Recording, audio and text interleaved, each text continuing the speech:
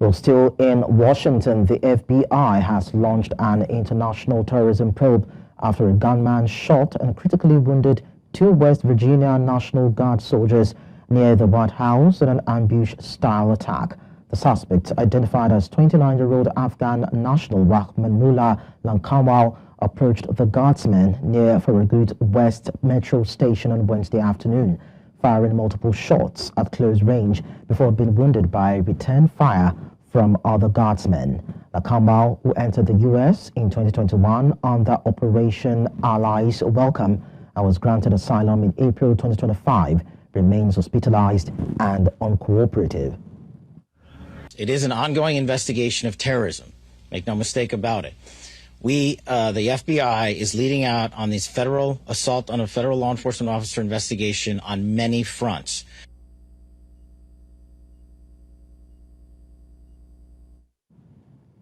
To discuss this, we're joined by our Global Affairs Analyst Ejike Okpa. Ejike, it's nice to have you around. Now, this seems to be a daring attempt on the White House and the security guards. What might have prompted such action? Yeah, thank you for having me. It's always difficult to, to go into the mind of an assassin and sort of decide what that prompted him or her to have done what they did. So this is a shock to us. The shooter is an Afghan national, and it makes you wonder, even when America extends its generosity to people from other countries and they come in here and their intention is to, kill Americans.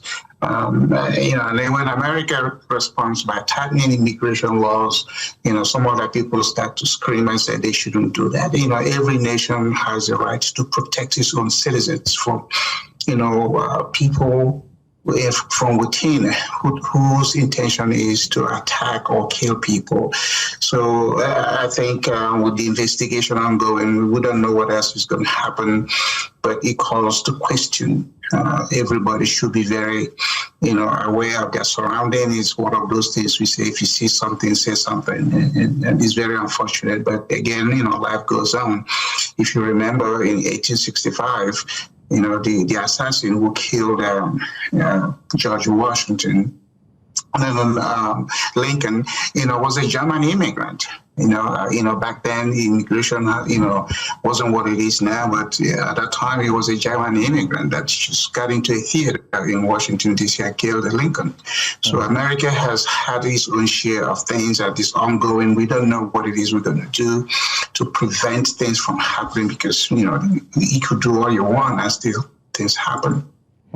Now, the shooter is an Afghan national, according to reports. So does this justify President Trump's perceived harsh immigration laws?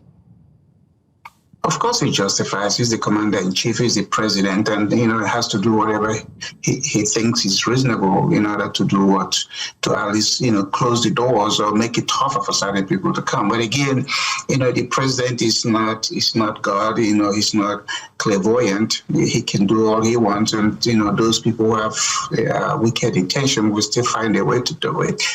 Because, the way they described the shooting, this guy was obviously standing and waiting for them to show up, and they opened fire, blank, in their face. And what do? They responded and they got him, they shot him and then they got him arrested. So, with the arrest, we're going to find out what was he thinking, whether this is something that he did by himself or was he did it with a group. Terrorists can act alone or they can act in concert with some other people. Now, a while ago, you said you don't know what can be done to deal with situations like this. But then, are there fundamental issues regarding shootings in the U.S. that makes it easy for assailants to process such acts? Or is it still about the lack of gun control legislation in the U.S.?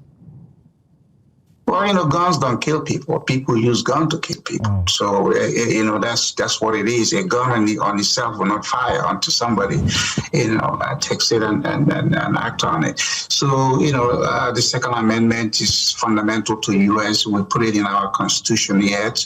Other countries may say, you have too many guns, you got to get rid of them. But, yes, we do acknowledge that, but we have to go back to the Constitution, and it requires a lot of, legislative efforts to get that thing done. I mean, when you try to get 2/3 of the Senate and the House to agree to that, I mean, and they have to go to the states. Every state will have to come to terms and agree to that. It takes forever. The last amendment to the Constitution took almost 100 years for it to be approved. So the thing is, we have the gun. I'm licensed to carry gun in Texas. If you show up my door and you're not welcome, I can shoot you. And because you are trespassing. But the point here is I'm not going to use it except if it's necessary. So, but then you have people who have access to gun. There are people who get it illegally. So now in this investigation, what's going to happen is how did he acquire the gun? Did he even have the right to acquire the gun? If he's new in the country, which is 2021, he's not even a citizen. So how did he get access to guns? So these are the things that the investigation is going to try to uncover, and then maybe that will lead to new policy. But again, the generosity of American has always exposed American to people who have wicked intentions, and then we just keep changing the rules and regulations to see if we can make it tighter. Okay, so finally, it seems U.S. is a soft target for terrorist acts, and this is what people are saying. Is it too much for the U.S. government to try and de-escalate tensions with diplomatic friends, of course, where we've seen friendships strained? Or maybe the U.S. government should be looking at beefing up security in the country? Well, all of those are plausible options. But remember, there was a Nigerian guy, during the attack after the attack on Wall Street, that the Unabomber who came in, with something under his underwear, and he was caught. So, who are the friendly nations? It could be anybody, but their individuals are still individuals. We have friendly nations, but then people from those countries can turn to be, people who don't like America for whatever reason. Remember this thing, this guy is somebody from Afghan that they say came into the country when the former President Biden had let them in. It doesn't mean everybody from Afghan has done that. It's just this one single individual that is bringing a bad name, to the Afghan community. But we're still going to go into the investigation and try to find out what prompted him to do it. And, again, like I said, it's a human being thing. You can't change it.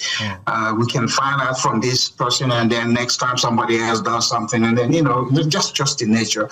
We acknowledge we're a violent nation, but not every American is very violent. You just have people, for whatever reason. It could be mental issue, it could be emotional issue, it could be issue that has to do with, you shouldn't do this, you could do that. I mean, the people that have tried to kill the president, when you, at the end of the day, when you look at it, they have no reason except to say, hey, I want to go do it, and I'm going to try to do it.